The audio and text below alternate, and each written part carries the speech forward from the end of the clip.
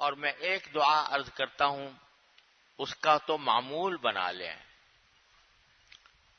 چلتے پھرتے اٹھتے بیٹھتے، اور خاص طور سے شب قدر کے اندر یہ اللہ تبارک و تعالیٰ کا قرب حاصل کرنے کے لیے، اللہ تعالیٰ کے ساتھ تعلق مضبوط کرنے کے لیے یہ بڑی عظیم دعا ہے. مختصر ہے، یاد کرنے میں انشاءاللہ دشواری بھی نہیں ہوگی. وہ ہے اللہم اجعل لی عندک ولیجہ، اللہم اجعل لی عندک ولیجہ واجعل لی عندک زلفی وحسن مآب. عجیب دعا ہے یہ. رسول کریم صلی اللہ علیہ وسلم نے سکھائی کہ تم اللہ تعالیٰ سے یہ مانگا کرو کہ اللہ مجھے اپنا ولیجہ بنا لیجئے.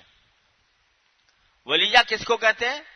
ولیجہ اس شخص کو کہتے ہیں جو کسی کے گھر میں جس کا کثرت سے آنا جانا ہو اور وہ اس کا رازدار بن گیا ہو اور اس کے گھر میں اس کا دخل بھی ہو، اس کو ولیجہ کہتے ہیں. جیسے خاص لوگ ہوتے ہیں اپنے گھر میں آنے والے، ان کو کسی کے کوئی وقت ان کا تعین نہیں، جب چاہتے ہیں چلے جاتے ہیں، اور گھر کے حالات سے باخبر بھی ہیں اور رازدار بھی ہیں اور اس گھر کے معاملات میں دخل بھی ہے ان کا. یہ ساری باتیں جب جمع ہو جاتی ہیں کسی شخص کے اندر تو اس کو کہتے ہیں یہ میرا ولیجہ ہے. ولیجہ تو حضور اقدس صلی اللہ علیہ وسلم نے یہ سکھایا کہ اللہ تعالیٰ سے مانگو کہ اللہ مجھے اپنا ولیجہ بنا لیجئے. کیا معنی؟ کہ ایسا بنا لیجئے کہ ہر وقت میں آپ کے بارگاہ میں آتا رہوں، ہر وقت آتا رہوں، آنا جانا میرا آپ کی بارگاہ میں رہے، چلتے پھرتے اٹھتے بیٹھتے بھی میں آپ کی بارگاہ میں موجود ہوں، اور چپ کے آپ سے اپنی حاجتیں کہتا رہوں، اور میرا دخل بن جائے کہ میں آپ سے جو بات کروں تو آپ اس کو اپنے فضل و کرم سے میرے لیے ثواب کا ذریعہ بنائیں، اس کو میری دعائیں قبول فرمائیں. یہ ساری باتیں آ گئی اس میں. اللہم اجعل لی عندک ولیجہ واجعل لی عندک زلفی وحسن مآب. اے اللہ میرا اپنے ساتھ قرب مجھے عطا فرما دیجیے.